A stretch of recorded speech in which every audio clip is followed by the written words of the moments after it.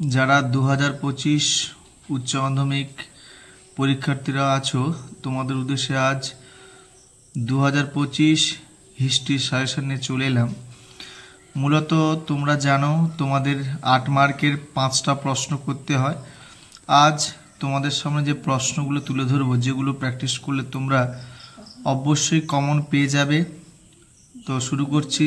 যে প্রশ্নগুলো চ্যাপ্টার বেসিসে তোমরা 8 মার্কের প্রিপারেশন নেবে।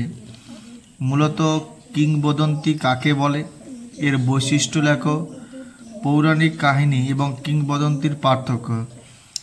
দ্বিতীয় প্রশ্ন, সাম্রাজ্যবাদ কাকে বলে, সাম্রাজ্যবাদের উদ্ভবের কারণ। উপনিবেশবাদ বলতে কী বোঝো, সাম্রাজ্যবাদের সঙ্গে এর সম্পর্ক কী। নেক্সট প্রশ্ন, সাম্রাজ্যবাদ সম্পর্কে হবসন লেনিনের তত্ত্ব লেখো। নেক্সট, নানকিং সন্ধির শর্তগুলি লেখো। পরের প্রশ্ন, চিরস্থায়ী বন্দোবস্তের শর্ত লেখো।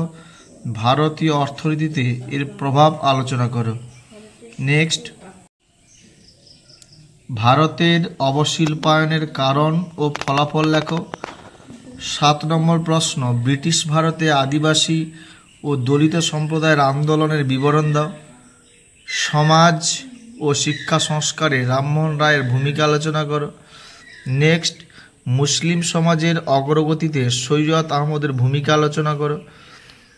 রাওলাট আইনের উদ্দেশ্য কী ছিল, গান্ধীজি কেন এর বিরোধিতা করেছিলেন।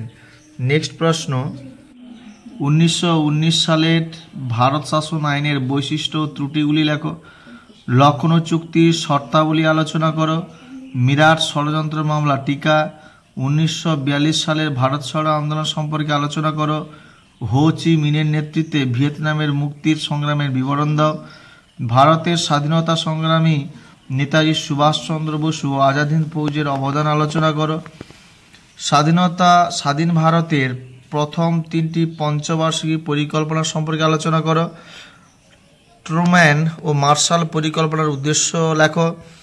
ঠান্ডার লড়াই বলতে কী বোঝো, তাত্ত্বিক ভিত্তি আলোচনা করো। জোট নিরপেক্ষ নীতি কী, জোট নিরপেক্ষ আন্দোলনের মূল্যায়ন করো। এই প্রশ্নগুলো করলে তোমরা 100% কমন পেয়ে যাবে এবং ভিডিওটি যত পারো শেয়ার করতে কিন্তু তোমরা ভুলবে না।